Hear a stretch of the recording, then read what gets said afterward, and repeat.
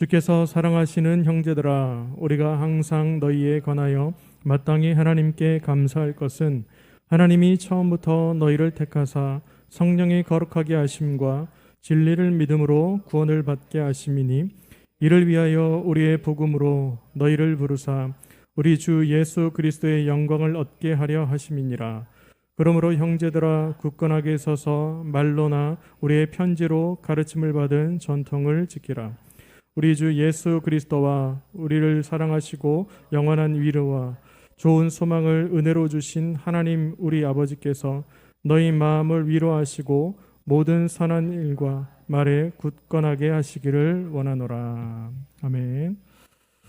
네, 우리 한번 옆에 앞뒤에 계신 분과 인사하겠습니다. 주님의 사랑으로 사랑합니다. 주님의 사랑으로 사랑합니다. 네. 네. 오늘은 이제 그리스도의 편지 마지막 시간으로 하나님께서 또 어떠한 우리에게 편지를 보내셨고 또 그 편지를 통해서 우리가 어떻게 살아가야 될지를 한번 나눠보았으면 좋겠습니다. 제목을 가르침의 편지라고 얘기했는데요. 편지는 처음 시간에 나눴던 것처럼 사랑하는 사람에게 러브레터를 보낼 수도 있고 또 다른 방법들로 편지를 주는데, 오늘의 편지의 주된 내용은 뭐냐면 우리에게 무언가를 알려주시기 위한 가르침으로서 주신 그 편지입니다. 그래서 이 말씀을 듣고 우리도 그 무엇을 가르쳐 주시는지를 깨달아서 정말 하나님께서 원하시는 삶을 살았으면 좋겠습니다. 다음은 유럽 어떤 나라의 교육 방침에 대한 이야기입니다. 선행 학습을 절대 하지 않는 그런 나라가 있다고 해요. 그래서 그 교육 방침이 뭐냐면 선행 학습 절대 금지, 그리고 구구단도 가르쳐 주지 않고 스스로 생각하게 하기, 또 그러나 자전거, 그다음에 인명구조와 같이 안전에 관련된 자격증 교육은 필수. 네, 그리고 이런 나라가 있대요. 그리고 이와는 반대로 정반대의 교육을 하는 또 나라가 있다고 합니다. 그게 뭐냐면 주입식 교육, 획일화, 교육 방법을 중요하게 여긴다. 그리고 두 번째가 1등만이 살아남는다고 가르친다. 네, 세 번째가 뭐냐면 일본과 우리나라에게 정말 많은 영향을 끼치는 나라이기도 한데 엘리트와 선진 학습법의 나라이다. 여러분 혹시 이 나라가 어떤 나라인지 아시나요? 두 나라가? 네. 사실은 이 나라는 놀랍게도 같은 나라입니다. 네, 어떤 나라냐면 독일입니다. 독일. 네. 독일은 우월주의 엘리트 중심의 교육을 행했습니다. 그래서 이 교육 방식을 유지하다가 어떤 결과가 벌어졌을까요? 세계대전을 경험합니다. 세계대전을 일으켰죠. 네, 그러고 나서 독일 사람들이 깨달은 게 있어요. 이렇게 하면 우리가 이런 결과를 얻을 수밖에 없구나. 그러고 나서 모든 것을 이제 교육 방식을 바꿨다고 해요. 그래서 앞에 말씀드린 것처럼 선행학습 금지하고 구구단 이런 거 가르치지 않고 본인이 깨달을 수 있도록 이해시킬 수 있는 교육을 하고, 더 나아가서 사람을 살릴 수 있는 인명구조 뭐 이런 거 있잖아요. 안전에 이런 것들을 교육하게 했다는 거예요. 그래서 국제 학업 성취도에서 평가를 하면 언제나 중하위권으로 밀렸다고 합니다. 처음에는 상위권이었다가. 네. 근데 결과적으로는 어떻게 해요? 그런데 나라가 경쟁력이 더 높아졌다 그래요. 나라에 대한 경쟁력. 여러분 우리가 잘 생각해야 돼요. 우리가 주신 달란트가 있습니다. 하나님 주신 달란트를 개발하는 거 참 중요하잖아요. 그리고 이것을 하나님께 영광을 돌리고 행복한 삶을 살아가는 것이 우리의 삶이에요. 그런데 이것이 자칫 잘못해서 다른 사람과 비교하고 경쟁하는 것이 된다면 여러분 어떻겠습니까? 오늘날 뭐 한국 교회도 마찬가지예요. 교회가 서서 각자의 교회대로 사역을 감당하면 되거든요. 그런데 어느 순간부터 교회가 비교를 해요. 왜요? 우리는 이런 프로그램도 하고 숫자도 이렇고 건물이 이렇고 부동산이 이만큼 있어. 그러면 마치 그 교회가 우와 대단한 교회고 훌륭한 교회고, 그런데 우리는 저희 교회로 예를 들어야 뭐 다른 얘기 안 나오고 개척교회야. 건물도 없어. 성도도 많지 않아. 그럼 어떻게 해요? 왠지 목회를 실패한 것 같고 못한 것 같아. 자꾸 비교하고 우월의식 가지고 살아가니까 어떻게 돼요? 비교하면 자존감이 낮아지잖아요. 이런 삶으로 살아간다는 거예요. 그러나 중요한 것은 무엇입니까? 하나님께서 원하시는 삶이 뭐예요? 우리 그리스도의 편지인 우리는 하나님의 말씀으로 어떻게 해요? 이것을 복음, 율법으로, 행위로 이렇게 가는 게 아니고 복음을 통해서 날마다 배우고 가르침을 통해서 살아가면서 우리가 하나님이 그리스도의 편지된 삶을 살아가면 그것이 성공한 거고 승리한 겁니다. 여러분 이런 삶이 바로 하나님 원하시는 그런 복된 삶입니다. 그래서 그런 의미에서 오늘 살아가는 우리도 본문 말씀을 통해서 그리스도의 편지로서, 그리고 어떻게 이 편지는 그리스도의 편지는 우리에게 어떠한 가르침을 주시는지를 잘 봐야 합니다. 네, 말씀을 보시면서 오늘 말씀을 길지 않잖아요. 이 5절의 말씀을 통해서 우리에게 가르쳐 주시는, 그럼 우리가 어떻게 살아가야 될까를 생각해보는 시간이었으면 좋겠습니다. 자, 첫 번째는 무엇이냐면 바로 예수 그리스도의 영광을 얻게 됨을 가르쳐 줍니다. 여러분, 본문 14절의 말씀을 제가 다시 한번 읽겠습니다. 이를 위하여 우리의 복음으로 너희를 부르사 우리 주 예수 그리스도의 영광을 얻게 하려 하심이니라. 네. 자, 바울은 데살로니가 전서를 쓰면서 이 전서를 쓰고 나서 1년이 채 되지 않은 상황에서 이 후서를 썼습니다.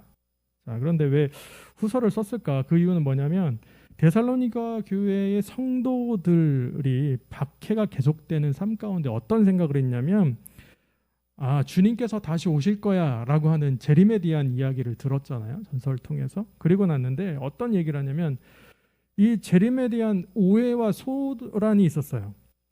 어떤 오해였냐면 이런 거예요.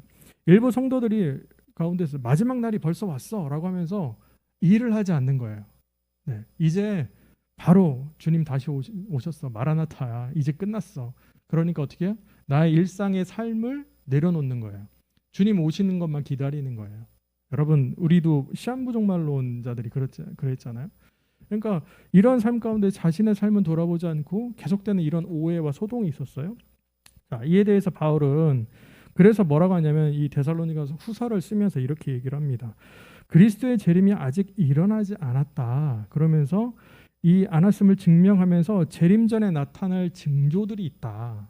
네, 그게 후서에 대한 이야기예요. 그러면서 바울은 데살로니가 후서 2장을 통해서 재림 시에 나타날 전조들을 쭉 언급합니다. 그러니까 너희들 지금 동요하지 말아라. 네, 동요하지 말아라. 그러면서 이제 오늘 본문이 13절부터 17절을 통해서는 계속되는 하나님의 부르심에 대한 이야기를 하고 있습니다. 네. 자, 그러면서 바울은 데살로니가 성도들 향해서 이렇게 얘기를 합니다. 주님의 사랑을 받은 형제 자매 여러분이라고 부르면서 우리는 여러분의 일로 언제나 하나님께 감사하지 않을 수 없습니다라고 얘기를 하는 거예요. 그러니까 데살로니가 그 교회 성도들이 계속해서 이제 힘들잖아요. 박해가 오면 어떻게 되냐면 우리가 좀 더 이렇게 하나님 나라의 소망을 두고 살아가요. 현세가 너무 어렵고 박해가 심해지면 신앙으로 이겨내려고 계속 간단 말이에요. 너무나 좋은 거예요. 그런데 이것이 자칫 더 잘못되면 이 현세를 부정하고 현재의 이 삶을 아예 놔버려요. 그리고 어떻게 합니까? 주님 다시 오시라고 하면서 그 재림만 고대하면서 자기의 일상적인 삶을 하지 않는다는 거죠. 그런데 바울은 그렇지 말아라는 거예요. 지금 주님께서 분명히 오실 거지만 오늘의 삶이 너무 중요하다라는 거죠. 현재의 삶을 충실하게 살아야 되겠다. 네, 그러면서 오늘 본문 말씀을 통해서 부르시는 거예요. 뭐라고? 이렇게 부르면 주의 사랑을 받은 형제 자매 여러분, 이렇게 부르는 거예요. 부르면서 우리는 여러분의 일로 언제나 하나님께 감사하지 않을 수 없습니다. 감사한다는 거잖아요. 그렇다면 바울이 데살로니가 교회 성도들로 인해 감사했던 이유가 뭘까? 네, 그것이 뭐냐면 첫 번째가 이런 겁니다. 바로 하나님께서 처음부터 택하여 주신 것에 감사한다. 네, 우리 본문 13절의 말씀을 보면 이렇게 말씀하죠. 제가 세번역 성경으로 읽어드릴게요. 주님의 사랑을 받는 형제자매 여러분, 우리는 여러분의 일로 언제나 하나님께 감사하지 않을 수 없습니다. 하나님께서는 여러분을 성령으로 거룩하게 하시고 진리를 믿게 하여 구원에 이르게 하시려고 처음부터 여러분을 택하여 주셨기 때문입니다. 네, 이런 감사를 했어요. 다시 말하면 이런 거죠. 바울은 하나님께서 데살로니가 교회 성도들을 처음부터 택하여 주셨다는 것, 이것으로 인해서 하나님께 감사를 드렸습니다. 그런데 여기에서 처음부터라고 사용된 이 번역된 이 단어가 있습니다. 이 단어가 두 가지의 그 설이 있어요. 학자마다. 네, 먼저는 이제 이렇게 띄어쓰는 거예요. 아프라고 하는 단어와 아르케스라고 하는 단어가 합쳐진 건지, 아니면 사본으로 우리가 전해지면서 정확하게 한 단어였는지, 아니면 두 단어가 아닌데 그렇게 읽은 건지 잘 모르겠지만, 첫 번째는 아프 아르케스라고 읽으면 처음부터라고 하는 의미가 있어요. 이게 지금 우리 한글 성경이 받아서 사용하고 있는 그런 의미입니다. 처음부터. 네, 이 처음부터라는 의미가 무엇입니까? 처음부터. 하나님께서 창세 전부터 원래 계획하셨고 원래 구원하셨다라는, 택하셨다라는 거예요. 이 의미예요. 또 한 가지 이 의미가 있습니다. 아파르케라고 하는 이 단어인데 이거는 첫 열매라고 하는 의미가 있어요. 첫 열매. 그러니까 다시 말하면 처음부터인지 아니면 첫 열매로 받으신 건지 정확하게는 알 수 없어요. 사본이 전해지면서. 그런데 중요한 건 있습니다. 뭐냐면 분명한 것은 하나님께서 데살로니가 교회 성도들을 택하신 것이 에베소서 1장 4절의 말씀을 보면 그 창세 전에 그리스도 안에서 우리를 택하여 우리로 사랑 안에서 그 앞에 거룩하고 흠이 없게 하시려고 택하신 것과 같다라는 것이고, 또 하나는 뭐냐면 야고보서 1장 8절에 보면 그가 그 피조물 중에 우리로 한 첫 열매가 되게 하시려고 자기의 뜻을 따라 진리의 말씀으로 우리를 낳으셨느니라 하는 말씀과 같다는 거예요.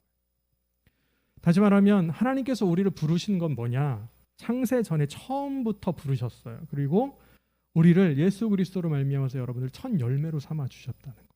이게 너무나 중요합니다. 데살로니가 교회 성도뿐만 아니라 오늘도 하나님을 예비하는 우리의 삶은 바로 그렇습니다. 그래서 우리도 창세 전에 택하시고 또 첫 열매로 되게 하셨으니까 우리는 어떻게 될까요? 이것을 늘 기억하고 감사해야 돼요. 사도 바울이 감사했던 것, 데살로니가 교회 성도들을 통해서 감사했던 것은 바로 이런 것이었습니다. 하나님께서 이렇게 택하여 주셨다. 네. 또한 두 번째로 감사했던 것이 무엇입니까? 바로 하나님께서 성령으로 거룩하게 하셨기 때문이다 라고 말씀합니다. 자, 그렇다면 바울이 말하는 성령으로 거룩하게 하셨다는 것은 무엇을 의미할까요? 볼까요?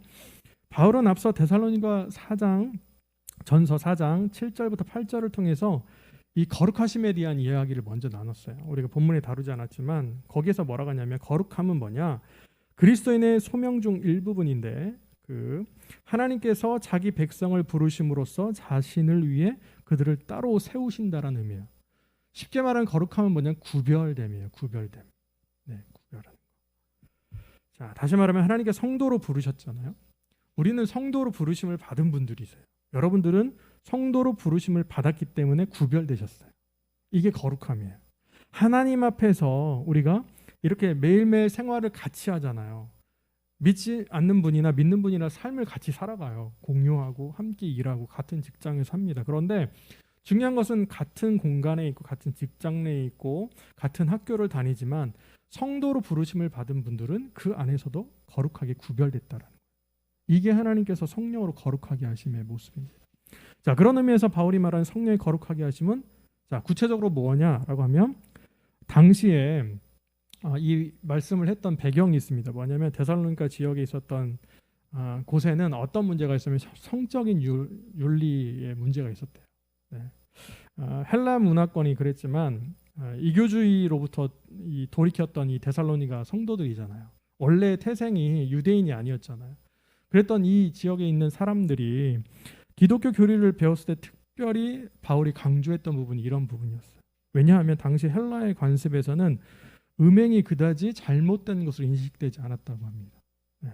뭐 로마도 마찬가지지만 이 당시에 또한 이런 게 있을 때 결혼 관계, 부부간에서 이런 뭐 성적인 관계를 이렇게 하는 것에 대해서 당연하다. 기독교에서는 당연시하는 건데 왜 그렇게 해야 되지? 당시의 배경은 그랬다는 거예요. 네. 그런 상황 가운데서 사도 바울이 얘기한 게 뭐냐면 거룩하게 구별해야 된다. 네. 이런 이야기를 했다는 거죠.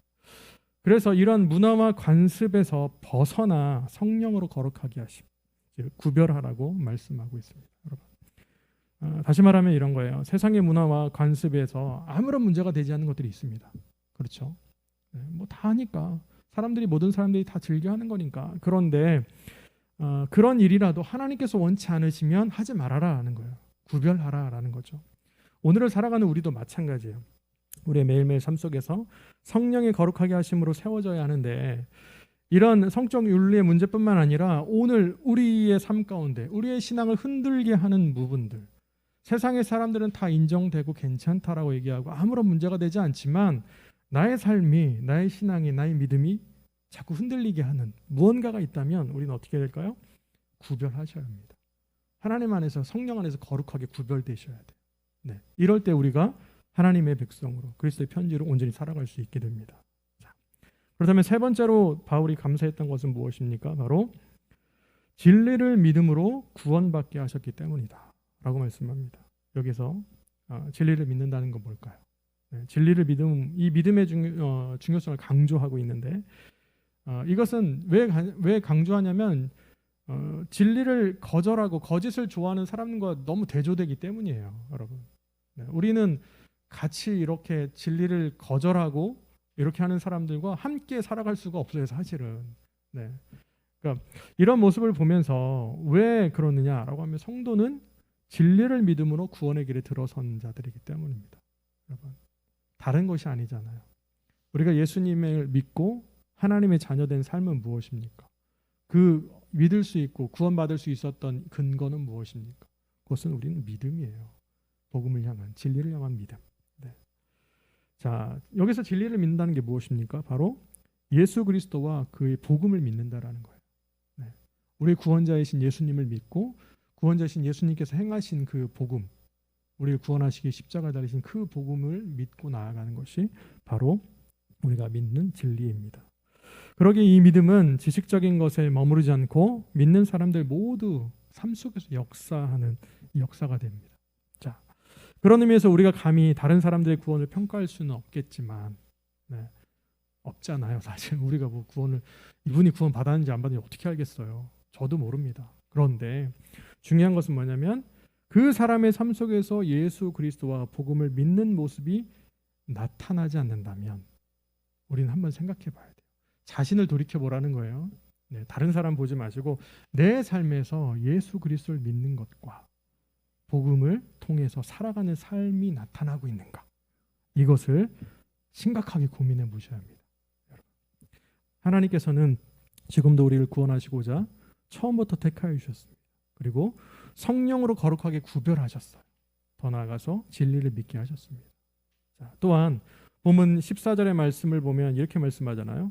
이렇게 되게 하시려고 하나님께서는 우리의 복음으로 여러분을 부르시고 여러분에게 우리 주 예수 그리스도의 영광을 얻게 하셨습니다. 이렇게 부르신 것도 너무나 감사한데 이렇게 살아가다 보면, 성도로 살아가다 보면 예수 그리스도의 영광을 얻게 된다는 거예요. 여러분이 얼마나 감사합니까? 이것을 깨달으셔야 돼요. 내가 왜 이렇게 살아가지? 나 힘든데 다른 사람들과 그냥 나 편하게 살래. 네, 이 땅 가운데 살면 그렇게 살아도 되겠죠, 사실. 우리 천국이 없고 우리 구원에 이런 것이 없다면 그냥 내가 원하는 대로 살면 좋잖아요. 힐링하는 삶을 살고 내가 좋아하는 취미 생활도 하고 여러 가지 할 수 있어요. 그러나 중요한 것은 뭐냐면 그렇지 않다라는 거잖아요. 네.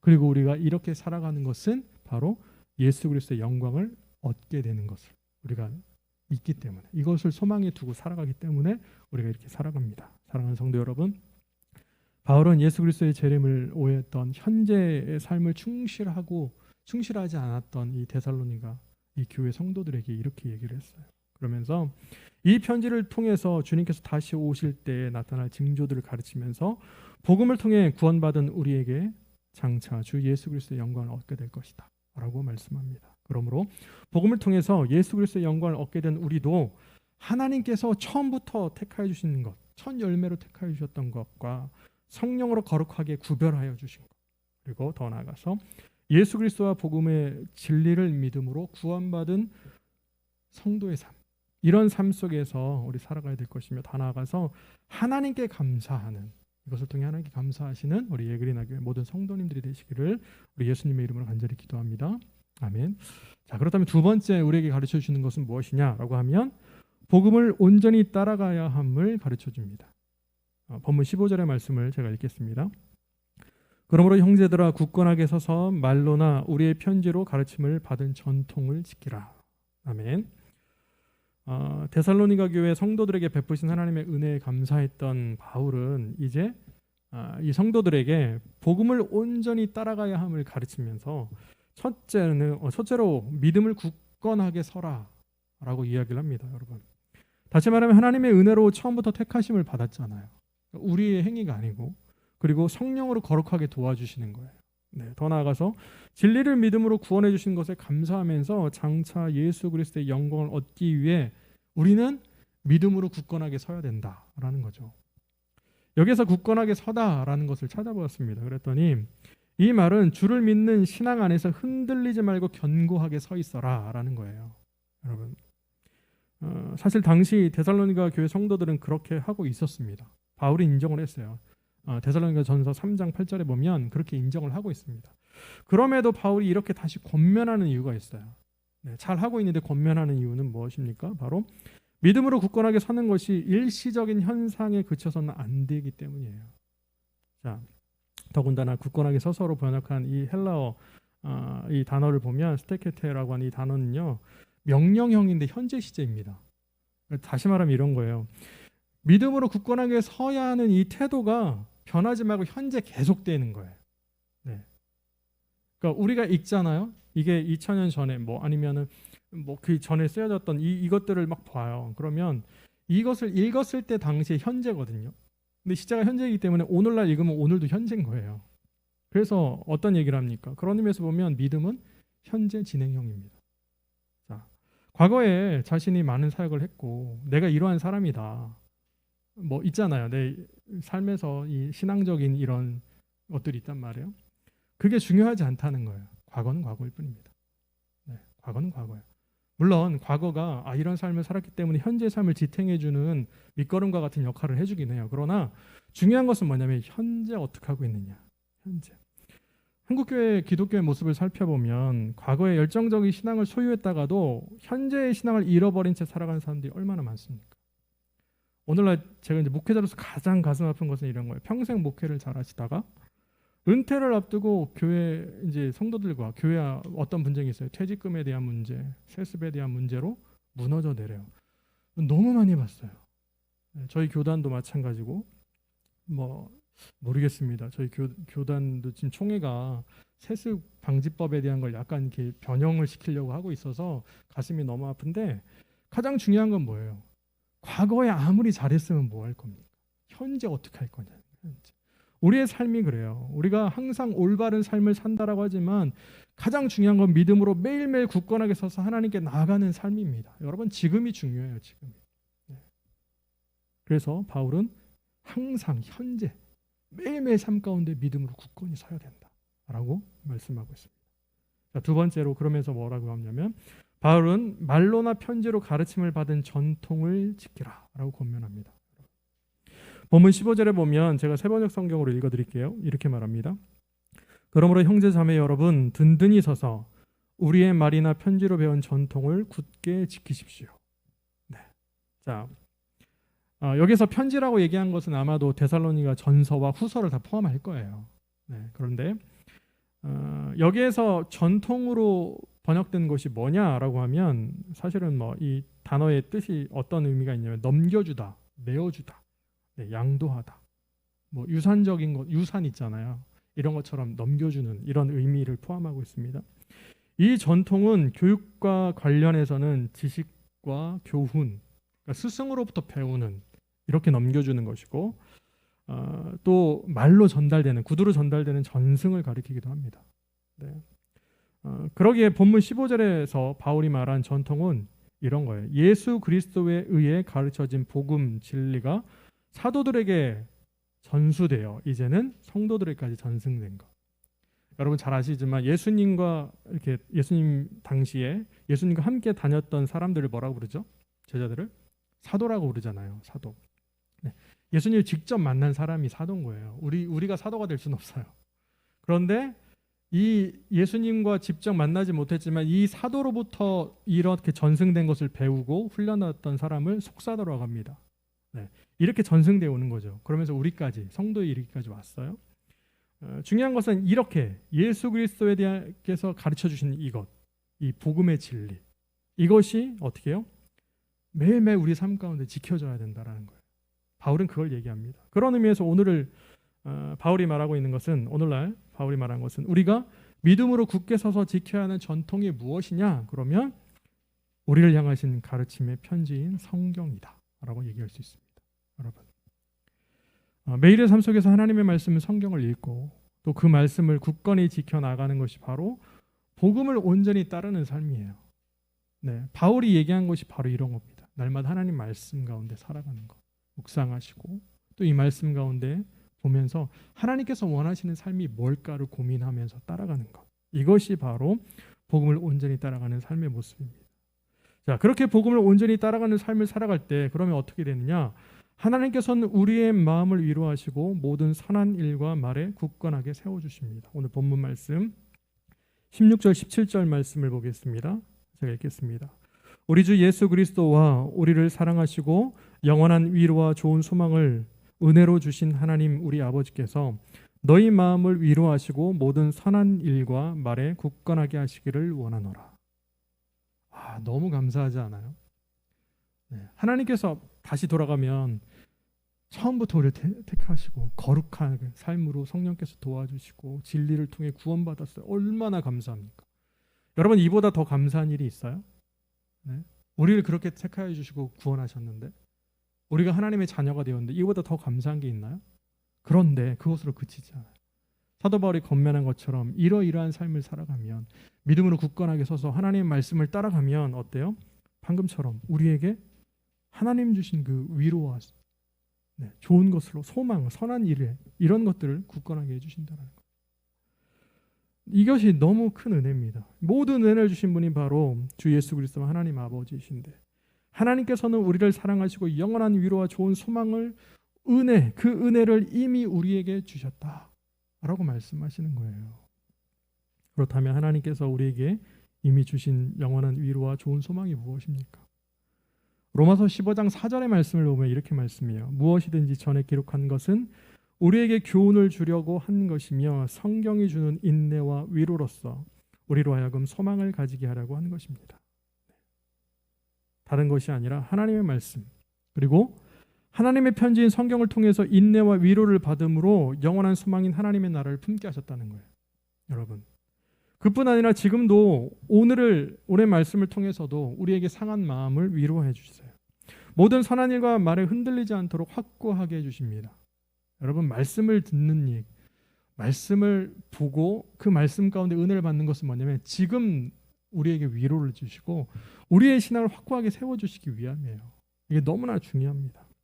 여러분 잘 아시지만 마음이라는 것, 카르디아라는 이 마음은요, 고대 유대 교회에서도 유대인들도 마찬가지지만 고대 근동으로 계속 거슬러 올라가면 어떤 게 있냐면, 오늘날은 과학이 의학이 많이 발달해서 생각을 어디로 하십니까, 여러분?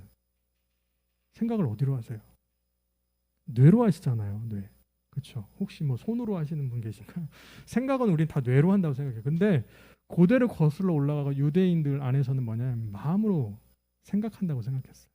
그러니까 마음이 뭐냐라고 하면, 이 카르디아라는 것이 원래 심장을 의미하기도 하는데 이 마음이라는 게 뭐냐면 바로 사람의 생각과 감정을 느끼는 곳, 주관하는 곳이다 생각했어요. 네, 그래서 성경에서도 보면 종교생, 그러니까 하나님을 믿는 것에 대한 이런 것들, 이 생활의 뿌리, 그리고 도덕적 생활을 결정하는 곳이 어디냐라고 하면 마음이다라고 얘기를 합니다. 그래서 우리가 잘 아는 말씀 있잖아요. 잠언 4장 23절의 말씀에 보면 이렇게 말씀하죠.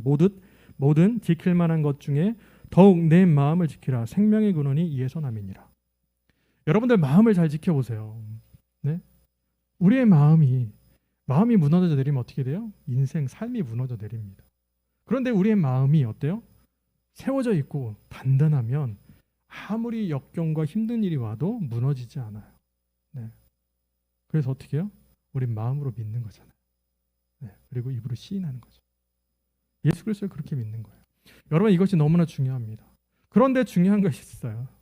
우리의 마음의 위로를 무엇으로 삼으시겠습니까? 힘들잖아요. 어렵잖아요. 아프잖아요. 우리의 삶의 소망을 무엇에 두시겠어요?